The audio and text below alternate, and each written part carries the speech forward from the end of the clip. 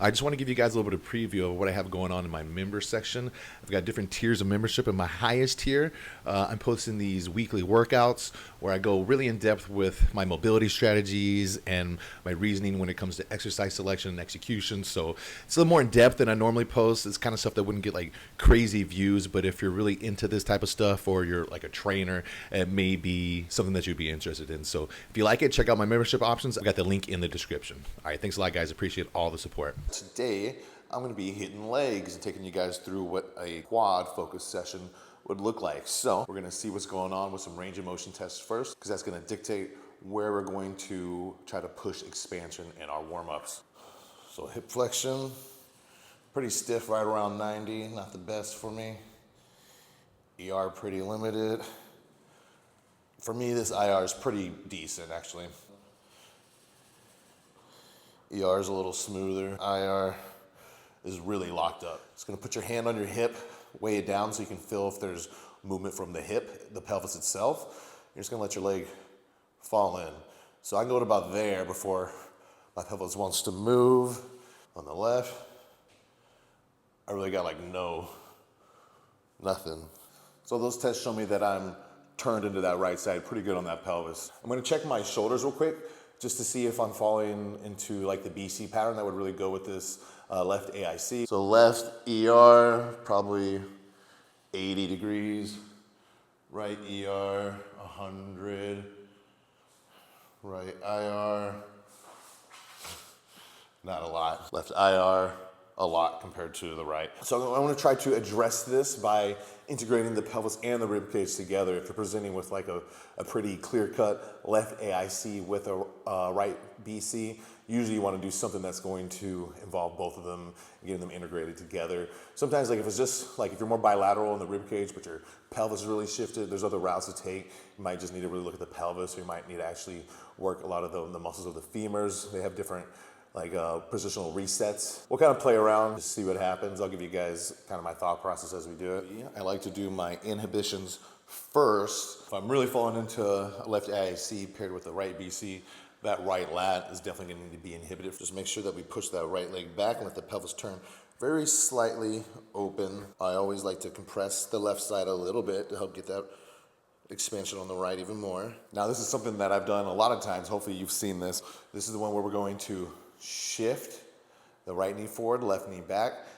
Again, anytime we're doing these shifts, we want the relative motion, so it's subtle. It's not big. We don't have your tailbone turning. We don't have your sternum turning. Just a little bit right there. As I'm driving down into the ground, sometimes I think about activating that anterior glute mid by internally rotating that way on the ground. Once I'm locked in, now I'm going to go to a hook line, which hook line or sideline is generally where I would start you, where most people should start that are like working out regularly. If you're super wide, big ISA, then typically maybe a little more sideline. If you're more narrow, then maybe a little more hook line.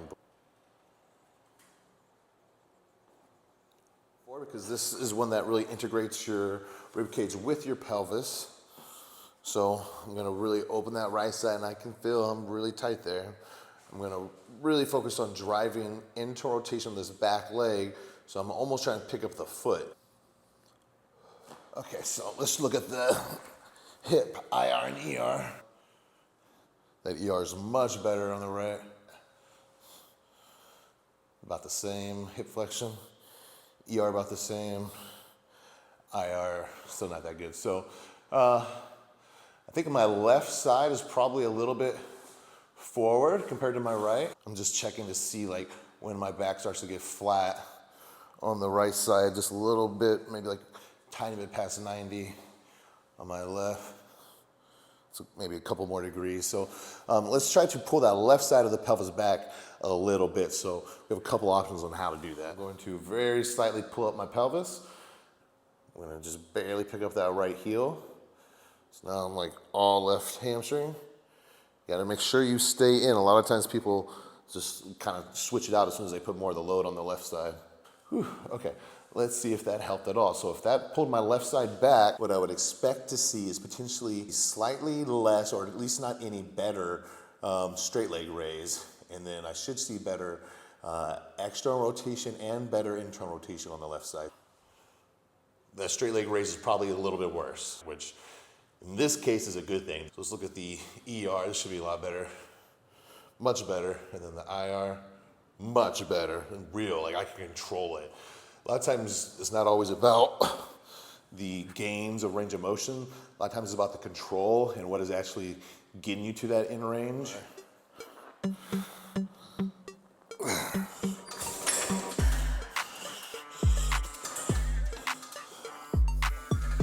I really like them because you can train hip flexion like this from like a lengthened position, which is awesome to be able to load it there. But you can also really play towards your specific imbalances. So a lot of times you can almost use this to reposition. Like on my right side, I might focus on hip flexion and kind of like abduction, posterior glute mid stuff. And then on the left, I would focus on the adductor, particularly the ischicondylar adductor, the higher part, by kind of sucking it up to my side.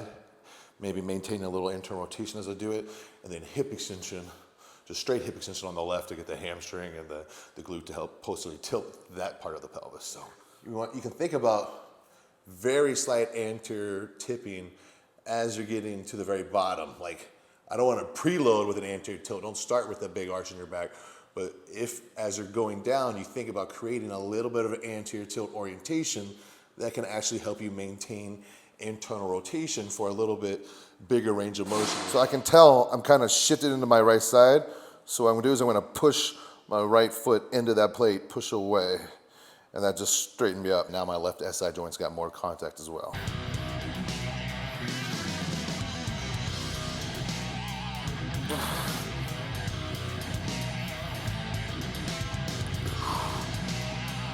So I'm gonna start kind of off of this left leg. As I bring in the right, I'm gonna use that left adductor to pull my pelvis over as I'm closing it with the right adductor. So I'm actually getting good activation from both of them. I'm gonna do this with a really heavy quad emphasis. I'm really trying to push as much of my quads as possible. I don't always squat like this. A lot of times I can still have a quad emphasis, but I don't have to go like this extreme. Here I'm trying to just drive as much as I can, get as little hips involved as possible, because I had a really good hamstring, like posterior chain day just like 2 days ago. So I'm really gonna be focusing on just getting the knee bend and drive forward without a lot of hinging at the hips.